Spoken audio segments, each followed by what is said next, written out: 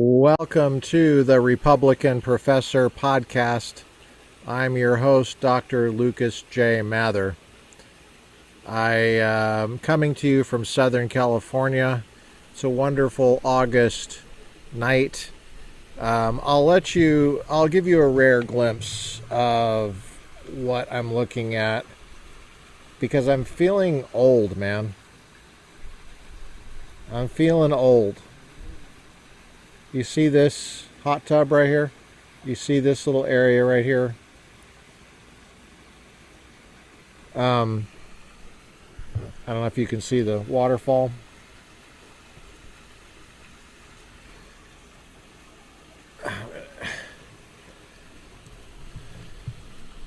"12 years ago, I was right there at that hot tub and I got a call from the nurse in Colorado that I probably should come home. My mom was in the hospital, and the nurse said that she had begun to transition. She was actively dying. And I was in that hot tub. And I was thinking today, so I was having this cigar. I've already lit up an Oliva. This is an Oliva Connecticut. It's not bad. It's not my favorite, but it's not bad. Writer's Tears again.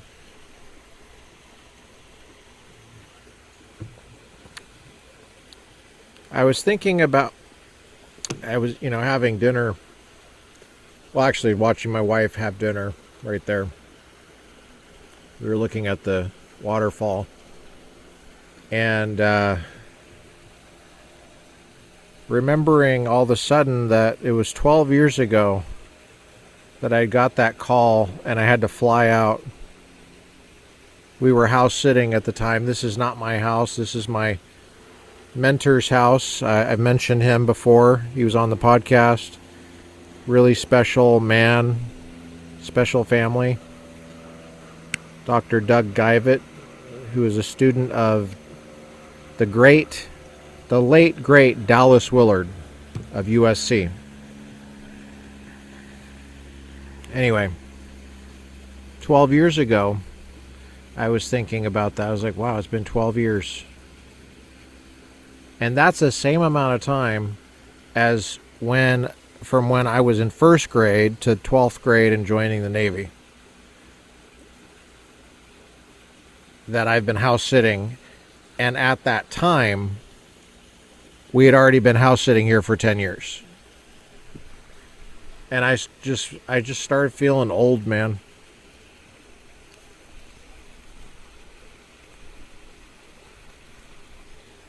Old.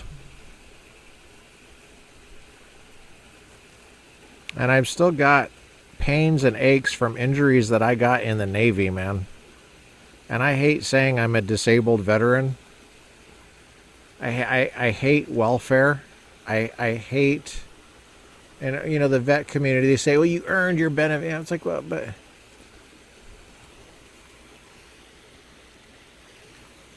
these injuries, man, they were dumb injuries. It's not like I got blown up by Al Qaeda.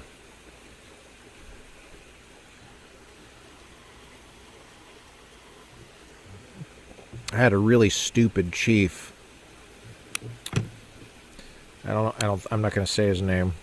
He later became a warrant officer, went into CI, counterintelligence. But anyway, I'm not going to say his name, but he told me to do stuff he should have been telling me to do. And I got injured. And that was not the first injury I had. These are stupid injuries, man. I'm not going to say what they are. But I hate that they get worse with age. And I want to be tough, and I want to, I don't like the welfare, and I don't like the mentality that people have. of the benefit. Unfortunately, you have to be a certain kind of bureaucrat mentality to deal with the VA, to deal with these people that are actually not really on your side. The rhetoric is they're on your side, but it's not. They're just protecting. Well, actually, who knows what they're doing? I don't even know what they're doing. But and there's good people that work for the VA. Hooch, for example, what's that guy's first name? I don't even know. Norm Hoot. Norm Hoot. I don't even know his last. I got a text from him one time. He has a cigar company. He was the guy that was played by Eric Bana on Black Hawk Down. We had a mutual friend in common. That's why he texted me. Norm Hooten, I think that's his name. Our special friend in common was featured on this podcast. My best friend in graduate school was named Master. His rank was Master Sergeant John W. Boswell. Silver Star recipient, Purple Heart recipient in the Battle of Mogadishu, which was featured in Black Hawk Down. And I went to his funeral, and that's where I met Norm, the real Norm, who doesn't look anything like Eric Bana. And he works for the VA. All of that I was trying to get out. He's a pharmacist for the VA now. He's a retired Special Forces, a Delta. Anyway, see those episodes I did with on honoring John Boswell. There's people like that work for the VA. And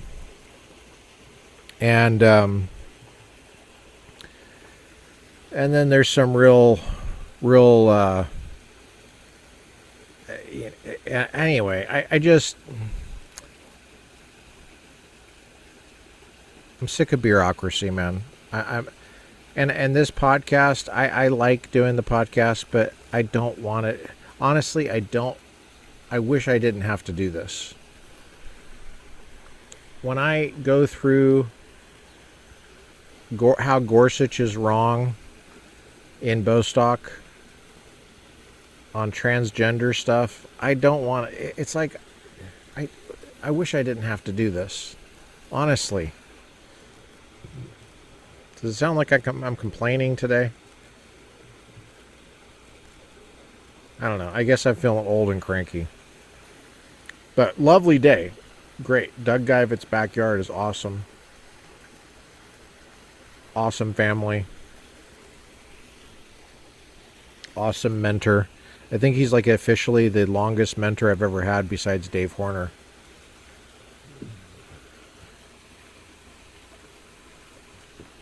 And Gordon Lewis died in 2016. Otherwise, he would have been. And Michael Ullman was pretty long, too. 2007 to 2019. Michael Ullman, Claremont. I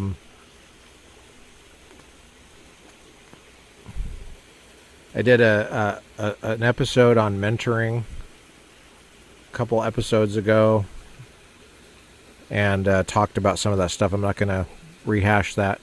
So I'm sitting over my material. I'm looking over my material for this episode today. And I was trying to choose between going through Bostock and going through Richard Epstein's Takings book. And to be honest with you, I wasn't really feeling like going through anything. So it just feels like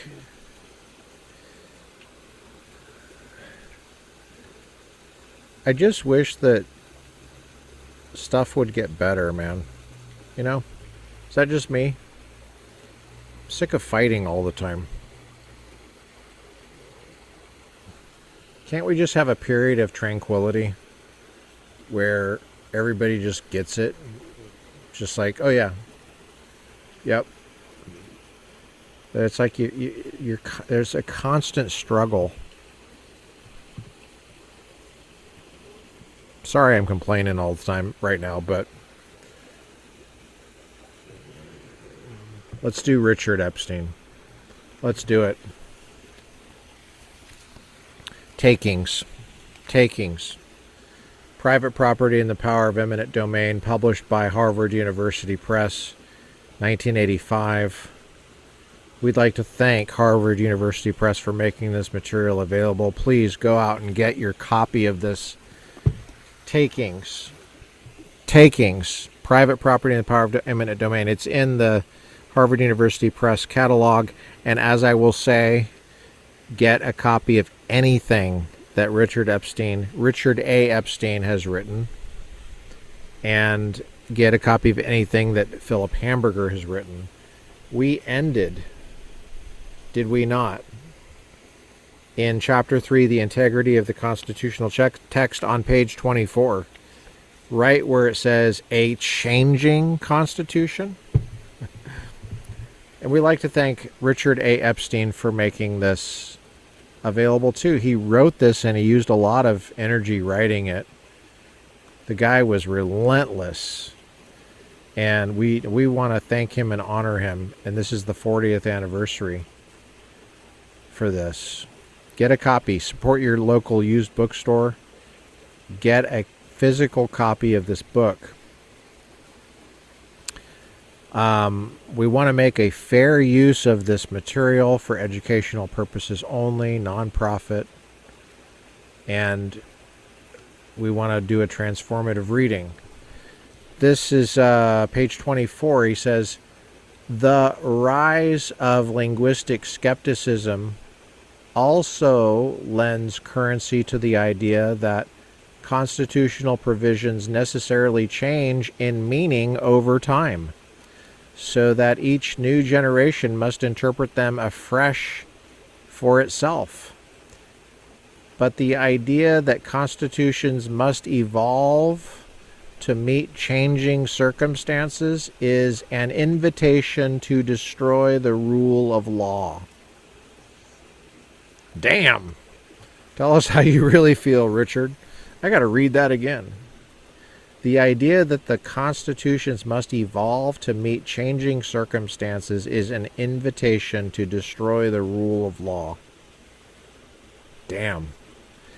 If the next generation can do what it wants, why bother with a constitution to begin with?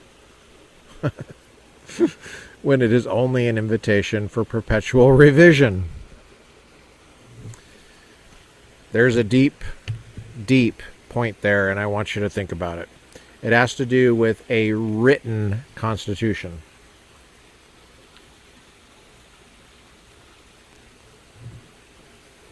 What's the point in having a written constitution? I mean, what is the frickin' point? Seriously.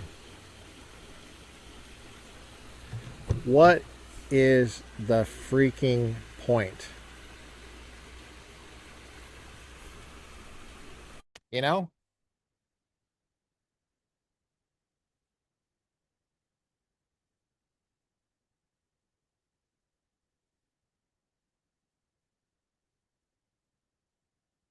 The whole point of a written constitution is that words mean what they say at the time they're written. They don't change. They don't change constantly. They mean what they mean at the time they're written. You can change our Constitution through the amendment process. But the whole point is that this is a source of stability for us. And people are constantly attracted to instability for some reason. I don't understand why. Goes back to the Garden of Eden, I guess.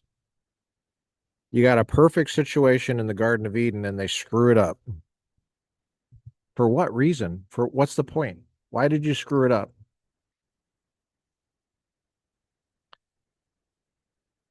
Richard continues on page 24. It is plausible to make constitutional interpretation time bound only by confusing two uh, distinct senses of linguistic meaning. The first sense is directed to the question, what is the semantic meaning of any proposition? The second, once we know what a proposition means, is does it have significance for or resonate with the desires of any individual group? On the first question, some asserted definitions are just wrong. Stable and unique meanings are possible in principle and usually obtainable in fact. On the question of social acceptability, enormous differences in temperament and mood can emerge within and between generations. A principled Marxist favors the abolition of private property because it allows the rich to exploit the poor. A democratic socialist retains private ownership of production, subject to redistributive taxes. Finally, a Lockean like myself believes that the system of private property functions well on matters of both production and distribution, and accordingly confines taxation to the common defense and other economic public goods. The differences in outlook among these three positions are profound and important, yet the term private property carries the same meaning for the Marxist who wants to abolish it, for the social democrat who wants to limit it, and the Lockean who wants to protect it. The Marxist has good reason to keep the takings clause out of his constitution. That's a really good point. That's a really good point. Yeah, his point is that the meaning of the term private property, which, as you recall, was the main focus of the last episode on Richard's book here, is that it means the same thing no matter what.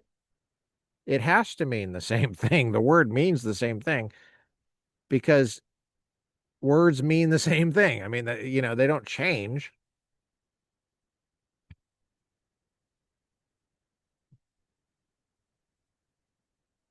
You know, it's not they have different attitudes about it.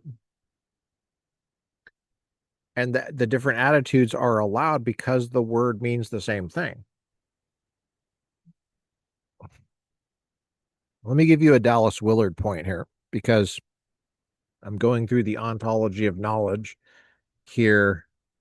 Like I said, my mentor, Doug Guyvett, a very special man who taught me epistemology, an incredible scholar, an incredibly careful thinker.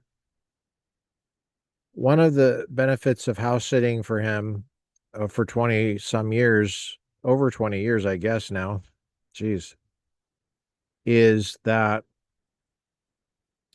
I've had the use of his office. And when I was his TA, both offices, his work office as well as his home office. And, you flip through his books and you see his comments and how he approaches a text, a really dense philosophical text on something very important. And it's very instructive to see the thought process of someone like that who's very well trained under Dallas Willard. Well, anyway, Dallas Willard, I mentioned this in the mentoring episode I did a couple ones ago, and I think last one at the very end of the episode I mentioned it, the Ninth Circuit one, guy that devastated the very end. I think I mentioned that, but Dallas Willard was, uh, I mean, he's doing this class on the ontology of knowledge, and he's got all the professors in the class asking the questions. They're still his students. And he had a way of articulating the metaphysics around knowledge that preserves the common sense understanding of knowledge, which is that you're not trapped behind your concepts. You're not trapped behind your sense data. That you're not one of the sense data people, or as he would call it, he had a certain word he called it, the sensationalists or something like that. I can't remember. Um, where it's the Midas touch epistemology is what he calls it. Where remember King Midas, or the I forget how it goes, the god Midas or something, touches something and touches lead and turns it to gold or something like that. And the Midas touch epistemology is that your concepts touch the object in the world and transform it somehow. That your concepts do something to the world. And if you go down that route, it's a very common mistake in the history of philosophy. You'll you will be trapped behind your own mental states. You can't access the world. That's not common sense. Concepts are qualities, they're intentional qualities. They have intentionality. They're of or about things in the world. Now, that doesn't mean everything they're of or about is fulfilled by the object itself, the qualities that that object has. But this phenomenological approach that he takes, based in his reading of Husserl, is really good training, really great training. And he was a fireball too, man, that guy. My point here is this, guys, that you need to have a good mentor for everything you're doing. I seek out mentors. I've always done that because I've always had this sense that I want to understand more than I want to control. I don't, I am very suspicious of people that want control more than to understand. So I put a lot of effort into figuring out things. I take a lot of time thinking about things. I spent 6 years in seminary just to untangle all my church stuff that I grew up with. I spent 11 years getting a PhD in public law because I really wanted to understand the sucker.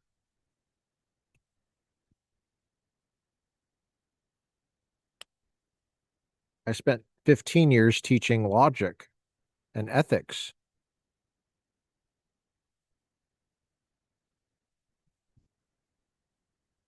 I didn't just get degrees to get degrees. I did the training if I knew that there was going to be a good mentor. And Richard A. Epstein in this book, he is a great mentor on constitutional law. I don't agree with him on everything. Um, and that's not a bad thing. Just his methodology is refreshing. I just love, I can't articulate everything. I'm just pointing out that you want to have a good mentor, and that's what we're trying to do here. I'm trying to connect you with people, and they're still alive, but they're they're not going to be around forever, man, and you got to be aware of these people. Dallas has passed on, Dallas Willard. People like Doug Guyvet are still here, thank God. Richard A. Epstein is still here. And I want you to connect with this material. Here he is on page 25. We're still in the integrity of the constitutional text, philosophical preliminaries. To all this, one may respond that social organizations must be dynamic and change over time. But it does not follow that legal institutions must change in fundamental ways simply because there are changes in taste or technology. I love this. A system of private rights, for example, only specifies how property is acquired and what means are used to transfer it from one person to another. It does not specify what things must be acquired, when they must be transferred, or what price is to be paid. In most instances, external changes can be accounted for by changes in the relative prices of the things exchanged in voluntary transactions. There is rarely a reason to redo the institutional structure in which the exchanges take place. A similar analysis applies in the public sector.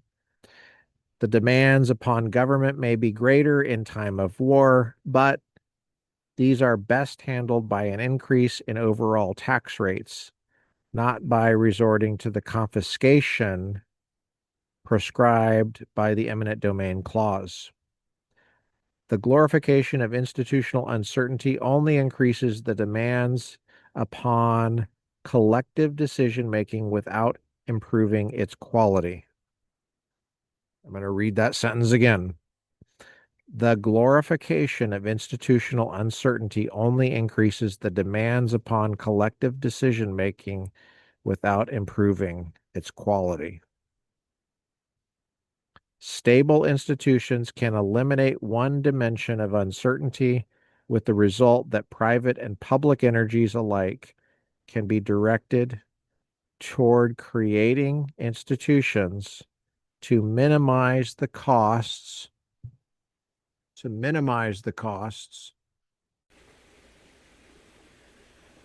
hear that waterfall? I wanted to have the waterfall sound for you. To minimize the costs associated with the irreducible uncertainty present in the world generally. Constitutional values, page 25. And how much more we got?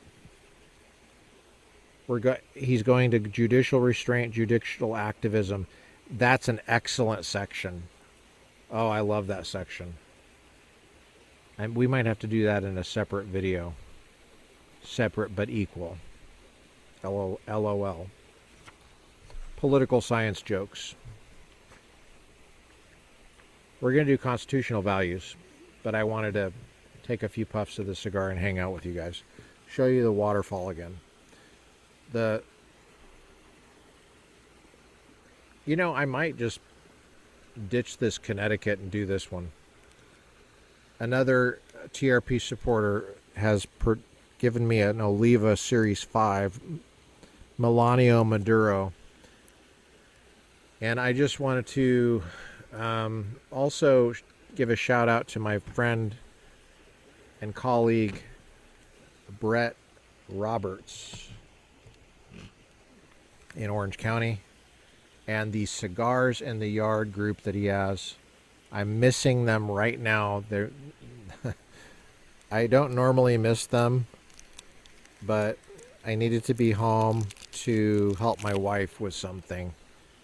So, sorry, Brett, if you're seeing this. Maybe you're probably not, but this is an Oliva 5 Melanio Maduro. Look at how beautiful this look at the shape of this thing. And again, these are gifts from TRP supporters.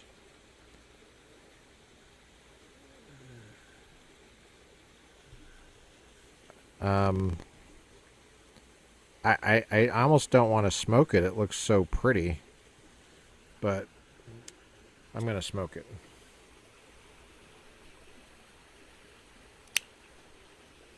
I'm going to show you the waterfall.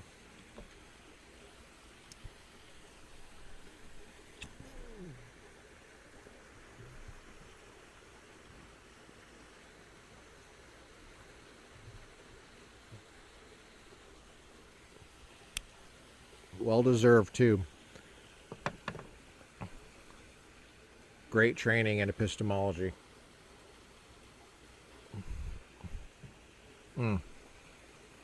I would say Epistemology is the most important thing to get trained well on.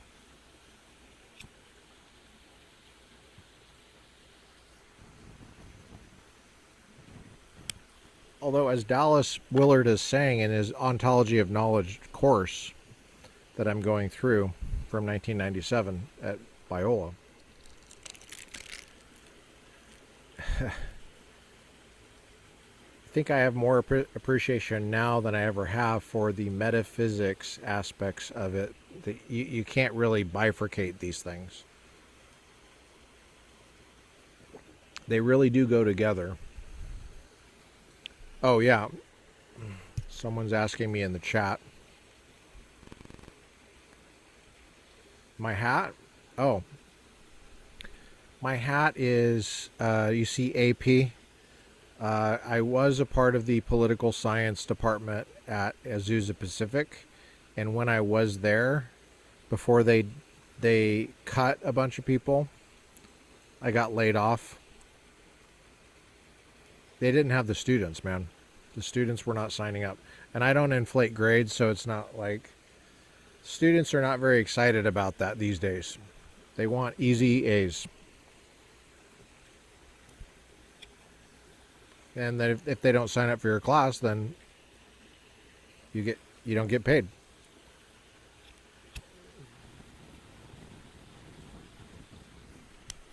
But yeah, the hat was given to me by the Veteran Services Director at Azusa Pacific University, because I'm a veteran. I was a veteran faculty, and I was a faculty mentor of veterans.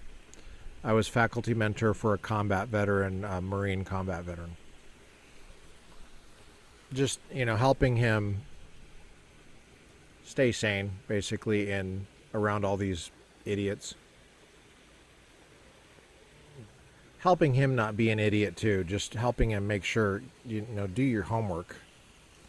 Don't be a little bitch. Do your homework.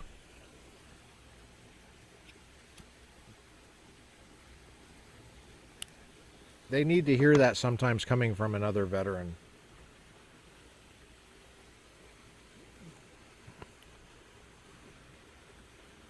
Sometimes it helps, sometimes it doesn't. I have no problem speaking directly to my veteran students and just saying, hey dude, pull your head out of your butt. Recognize the opportunity you have. This is what you signed up for, to protect these opportunities. So don't embarrass us here. Don't embarrass yourself. And if you need help, I'm here. Call me. We can talk. It's okay. Just don't be a butthead. Get your work done. Show up. Showing up sometimes means calling if you need help. That's what it means.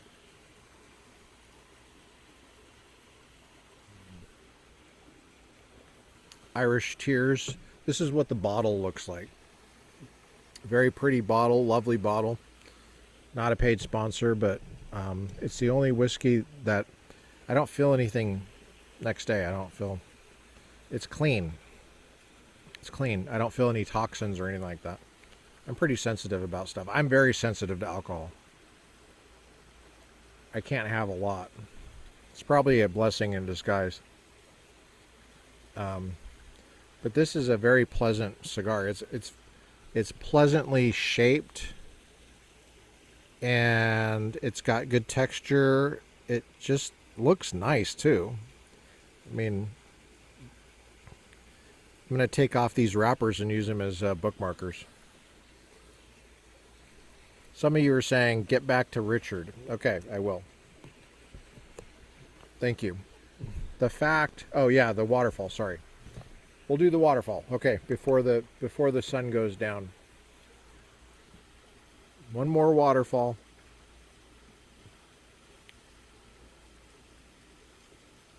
Glad I know how to do this because I'm a technological idiot. You know what I mean? There's the waterfall. Can you see it?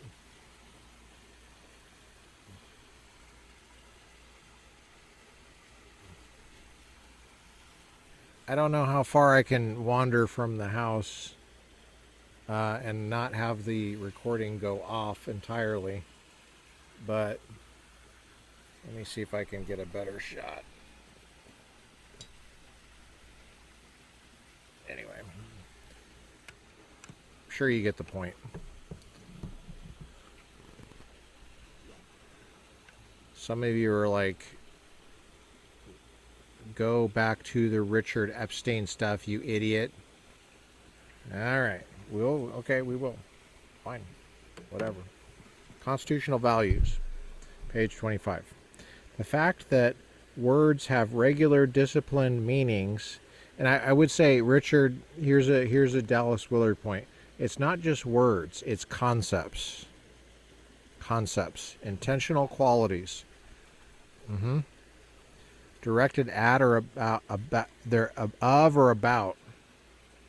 They have ofness or aboutness inherently within them. That's the metaphysics of a concept. Okay? And that fulfillment, that issue of fulfillment comes about when that concept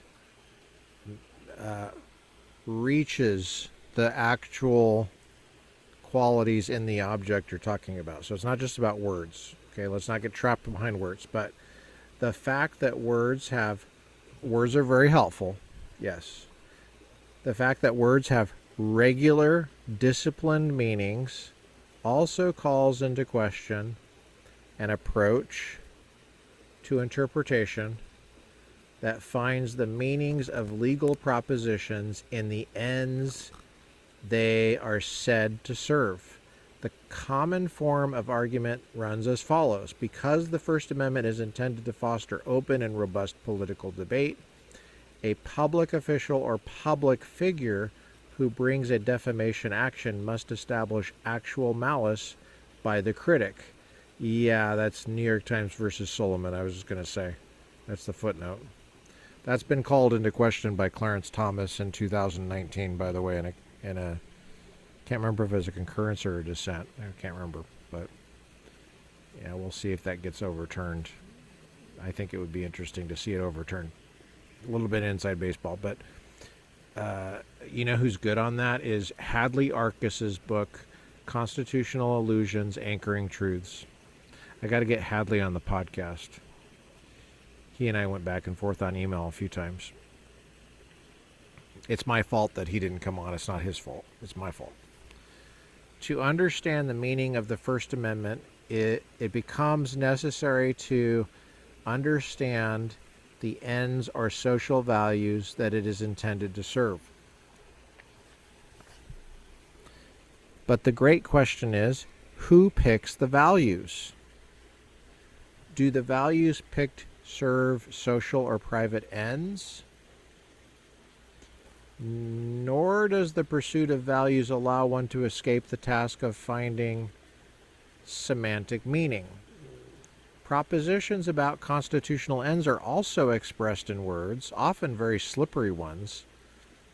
The premises about value will in turn need as much explication as the constitutional text they are designed to illuminate, only now there are no additional values to turn to. But it is possible to escape the dilemma. With defamation, the question is, what does freedom of speech mean? The freedom to talk does not mean the right to say anything one pleases, any more than the freedom of motion means the right to go anywhere one pleases. The normal rules of defamation define the limits of freedom of speech in the ways the laws of trespass define the limits of freedom of motion. That's a deep point that he just made. Defamation cannot obtain absolute protection because freedom does not countenance wrongs by words any more than it countenances wrongs by deeds. Defamation is a wrong precisely because it entails false statements about third parties to their detriment. Sounds to me like he wants to overturn New York Times versus Sullivan, in which case he would be on Clarence Thomas's side. Let me know what you think in the comments about that if you think I'm wrong about that. The same principles apply to the eminent domain clause. If private property is considered essential for the protection of autonomy or for the maximization of wealth, as Gray suggests, then someone must give an account of the meaning of these terms. If all terms can be understood only with reference to their purposes, then explication quickly turns into an infinite regress. Little can be gained from the search. The task of meaning must be faced sooner or later, and it seems better to face it sooner. There may be a debate over whether the framers introduced the eminent domain clause to protect markets or autonomy or both, but in the end, greater progress will be made by assuming that the clause is designed to do what it says, to ensure that private property is not taken for public use without just compensation. Wow! In the end, greater progress will be made by assuming that the clause is designed to do what it says. That is a deep point right there, Richard. In the end, greater progress will be made by assuming that the clause is designed to do what it says, to ensure that private property is not taken for public use without just compensation. Wow. That is great. Page 26. Philosophical Preliminaries, the Integrity of the Constitutional Text, Takings, Private Property, and the Power of Eminent Domain. Harvard University Press, 1985. 40 years. We've been blessed by this book. Do you have it on your bookshelf? Do you? Let me know what you think in the comments. We have one commenter who's making some very substantive comments. Love it. Love it. Keep it coming. I did mention I was gonna read some of these comments online, and I might do that. Maybe I should. He gave me permission. I asked him if I could. Let me see if I can pull it up here.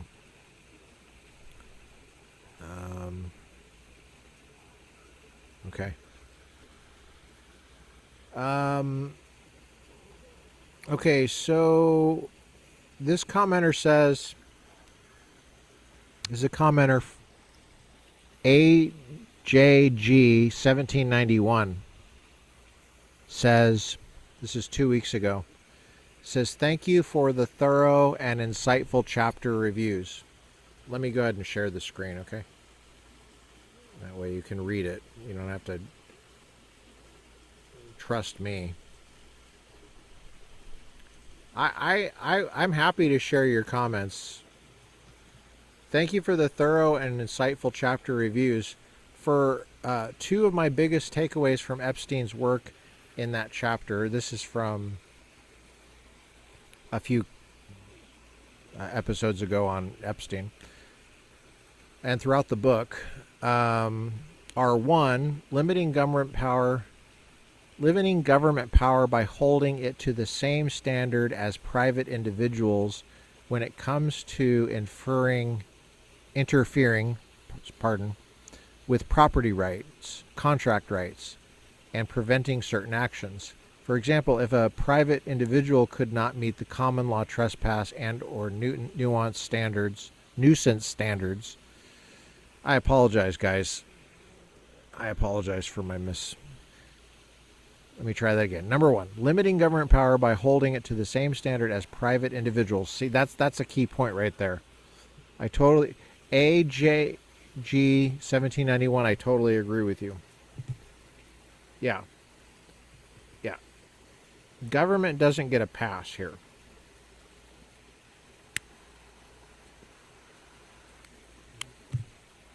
Yeah.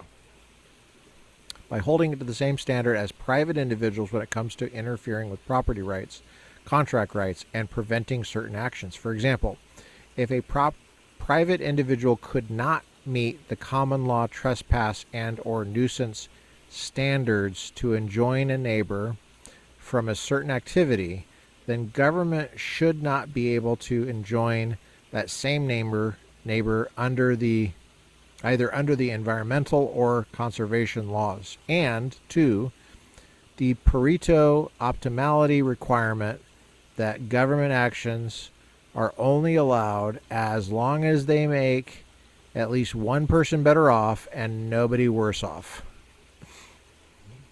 I also like Epstein's corporate law private analogy to how government should behave, but it needs to be fleshed out. He could also analogize to rules governing trustees and executors of estates, too. Finally, Montesquieu is helpful on separation of powers, but the problem there is the three branches are all part of the same federal government. Yes. That's very good. Yeah, I like where you're going with that. Yeah.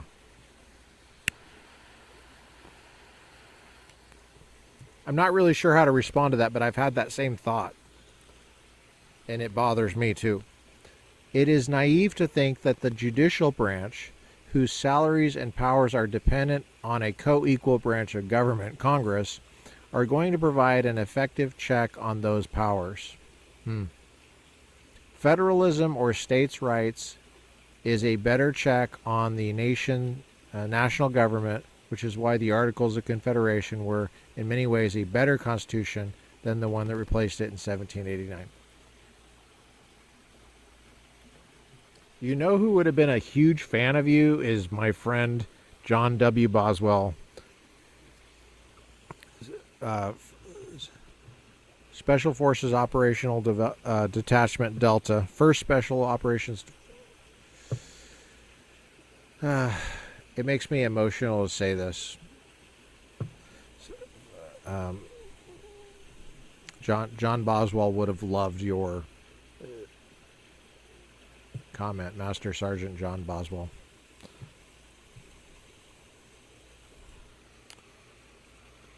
I think he was in C Squadron for a long time. Let me pull up those Boswell posts. Go ahead and pull them up. Yeah. So here's one where this one right here. This is from May 31st, 2024. He was in Delta. But there's other... that's before the funeral.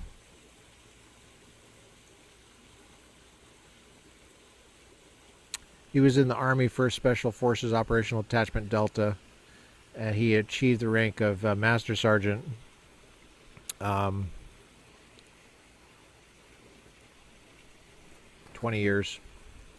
He would have loved your comment, is my point. Guys, I'm a little bit sad today, and I'm just kind of sad that I have to do this stuff. I'm feeling old. I'm feeling cranky. This cigar is certainly helping. I know you're probably thinking you're hanging out at this freaking lagoon in Southern California. It's beautiful weather. It's not too hot. It's not really too cold. You got Irish whiskey. You got a beautiful wife who loves you. You got meaningful work you're doing. What's your problem?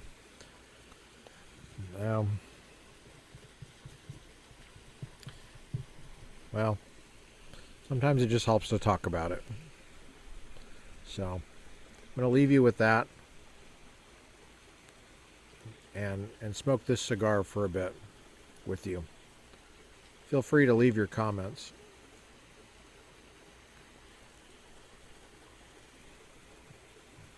Out here in California, it feels like it's a constant fight.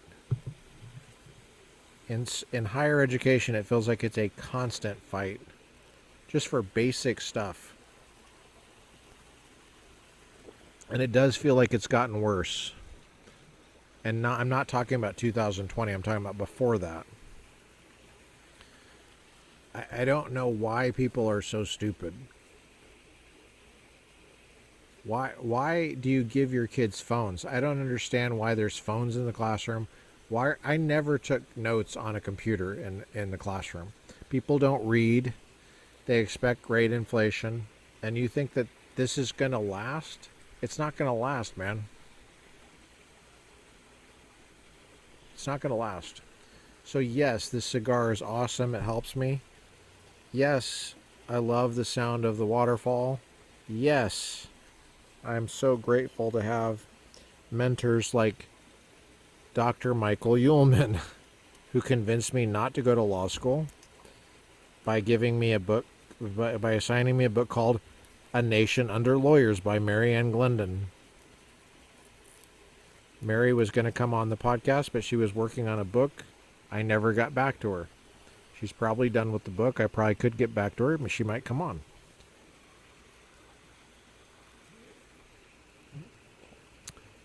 Mentors like Gordon Lewis, who mentored Dr. David Horner, who's still my mentor, praise God, and Dallas Willard, who mentored Dr. Doug Geivett, who was a huge influence on me in terms of basic epistemology. Go out and get yourself a mentor. Get yourself a constitutional law mentor, man. Private Property, The Power of Eminent Domain by Richard Epstein. Thank you, Harvard University Press, for making this material available. Please support your local bookstores. Get your copy. This is what it looks like.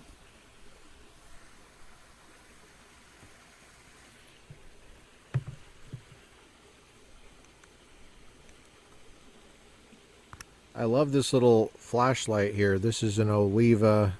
Oliva, wow. An O-light. Yeah, I'm going to smoke this flashlight. Let me go ahead and smoke this flashlight.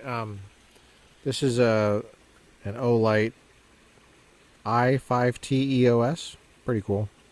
I love that it's got the clip that I can just kind of... And I love that it has just regular batteries. Let me show you. See, I'm unscrewing it, and it's just a regular AA battery, which means I can just, take it on a plane. That way I have a flashlight when I go see my wife's parents in Tennessee. I'm always searching for my flashlight, and I don't I like to carry a pocket knife as well.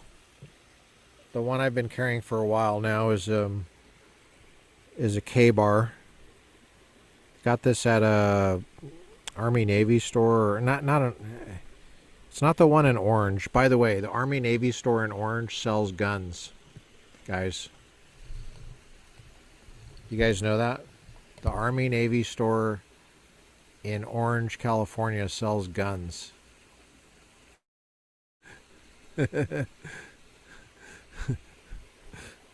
Still sells guns, just like old school, man.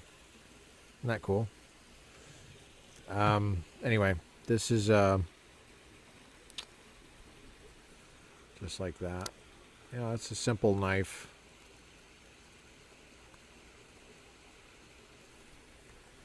I got this at a military kind of a... What do you call those places?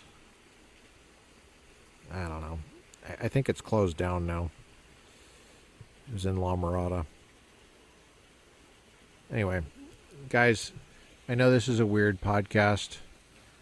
I'm feeling verklempt. Wish I could say that I felt that all was right with the world, but I don't think it'll ever be all right with the world.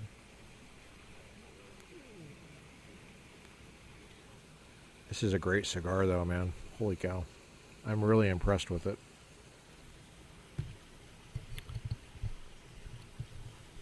Anyway.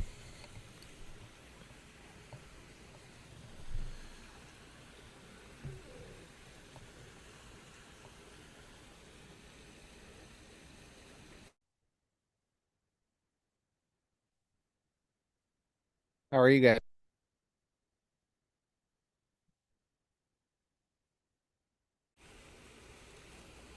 Any suggestions for topics on the podcast? Let me know in the comments.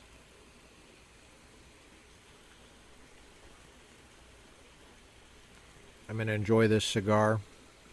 I've enjoyed being with you tonight on the Republican Professor. It is Thursday, 14 August, 2025 years after Jesus. We'll see you later.